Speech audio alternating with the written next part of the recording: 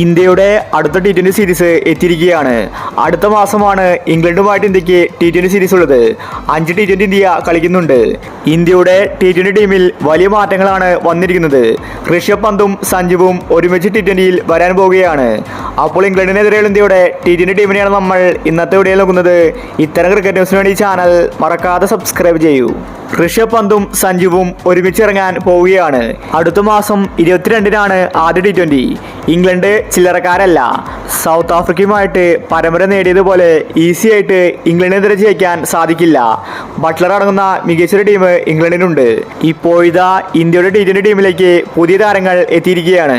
ഓപ്പണിംഗിലേക്ക് 2 താരങ്ങളാണ് എത്തിയിരിക്കുന്നത്, ജയ്സ്വാളും ശുഭ്മാൻ ഗില്ലും. അതുപോലെ കീപ്പറായിട്ട് ഋഷഭ് പന്തും ടീമിലേക്ക് തിരിച്ചെത്തി.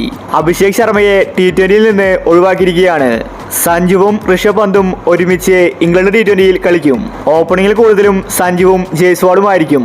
ശുഭ്മാൻ ഗില്ലിന് അവസരം കിട്ടില്ല. അതുപോലെ 3-ാം നമ്പറിൽ തിലക് വർമ്മ കളിക്കും. 4-ാം നമ്പറിൽ കളിക്കുന്നത് സൂര്യ തന്നെയായിരിക്കും.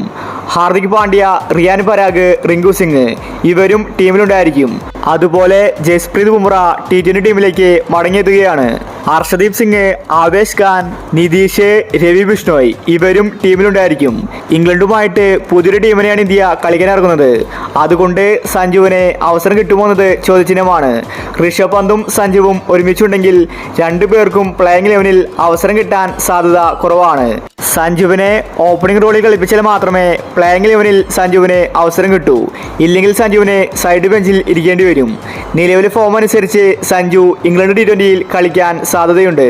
അത്രയ്ക്ക് മികച്ച കളിയാണ് സഞ്ജു കാഴ്ചവെച്ചത്. സഞ്ജുവും തിലക് വർമ്മയും ഉറപ്പായിട്ടും ഇംഗ്ലണ്ട് T20യിൽ ഉണ്ടായിരിക്കും. ജയ്സ്വാളും സഞ്ജു തന്നെയായിരിക്കും ഇന്ത്യയുടെ ഓപ്പണർ. 5 T20 കളിക്കുന്നത് കൊണ്ട് സഞ്ജുവിൻ്റെ സെഞ്ചുറികൾ നമുക്ക് ഇംഗ്ലണ്ടിനെതിരെ കാണാൻ സാധിക്കും. അപ്പോൾ ഇത്തരം ക്രിക്കറ്റ് ന്യൂസിന് വേണ്ടി ചാനൽ മറക്കാതെ സബ്സ്ക്രൈബ് ചെയ്യൂ.